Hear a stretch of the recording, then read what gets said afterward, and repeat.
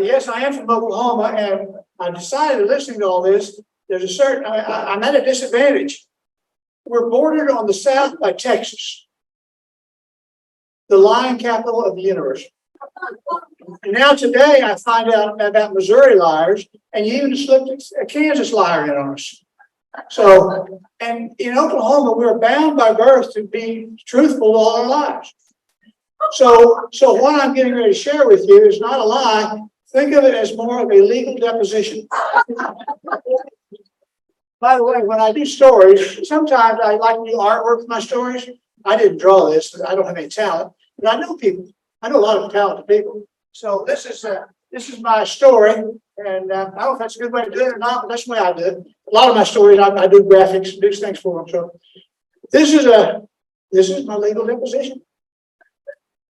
I come to you, although I've never read a story like this in my life. So this is kind of fun, kind of interesting. So I'm going to bore you totally. So here we go. I come to you with this sad tale of almost becoming a federal felon, or at least the fear of becoming one. You see, last summer, I lawnmowered a frog. I didn't mean to lawnmower the frog. It just happened. I was mowing my backyard with my 21-inch Honda self-propelled mower on the west side of the house. When I came to the corner and turned right, which was east, close to the edge of the house, it happened. It was so quick, I could not stop. I saw this object, which had been sitting close to the house, leap into the air, making a big arc and landing right in front of my mower. And before I could do anything else, he was lawnmowered.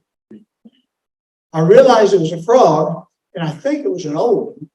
I couldn't be sure, but I thought so. Now, lawnmowing a frog is a messy business. I had frog on my shoes, on my mower, on the side of the house, and it was so quick. I mentioned it was an old frog. I got an impression because as it was in the air, I thought I could see a white beard and droopy eyes, but I wasn't sure. It was just an impression. But I quickly got out my water hose and proceeded to wash off my shoes. Then I washed off the lawnmower. And then I started to wash off the side of the house, and I hesitated. You see, I had been thinking all this time during the cleanup, why would a frog do that?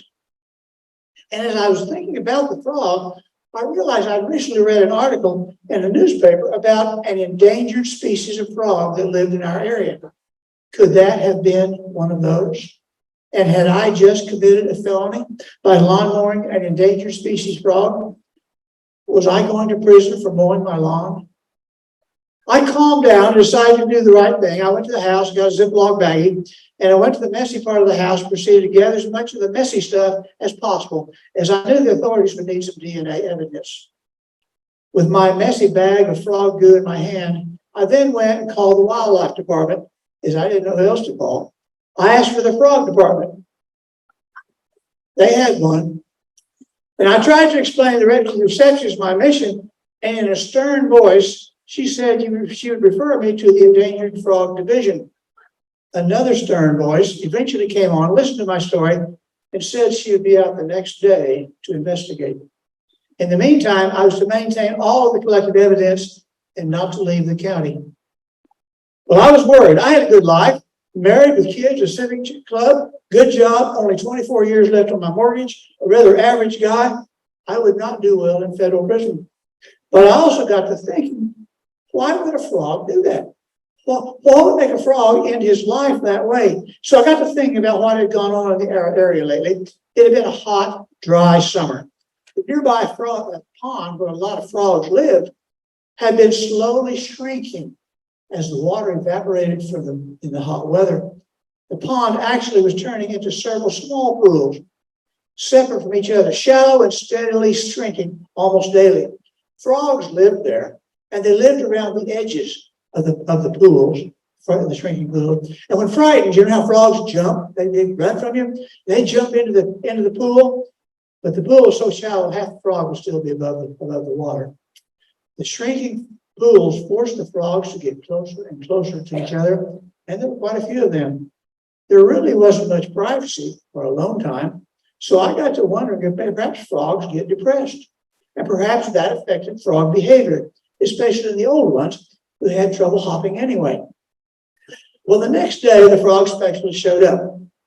She took my statement in this official looking book, a few photos of the crime scene, and my baggie of frog goo.